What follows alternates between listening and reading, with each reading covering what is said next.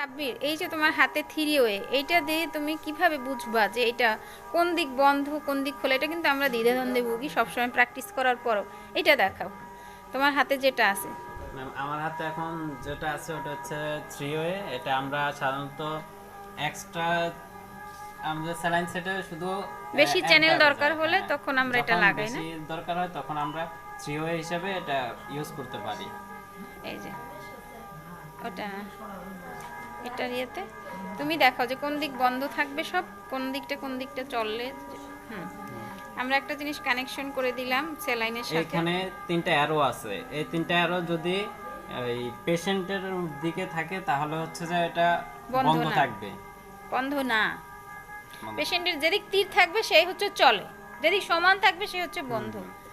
আমরা সেটা- যখন দেখো। এদিক এইভাবে করব তখন হচ্ছে যে শুধু একটা দিকে যাবে, আচ্ছা, আর এইভাবে করলে কেউ কোনো দিকে যাবে না। বন্ধ। এই যে এইটা দিক বন্ধ। হুম। আর যদি দুইজন চলে, আর দুটা চললে এভাবে থাকলে দুইটা চলবে, দুই দিক দিয়েই বন্ধ। স্যালাইন যাবে। আচ্ছা, ঠিক আছে। তো বুঝতে পারছো যে থ্রি ওয়ের যে আমরা যে কোনটা পজিটিভ কোনটা নেগেটিভ দিক। Thank you.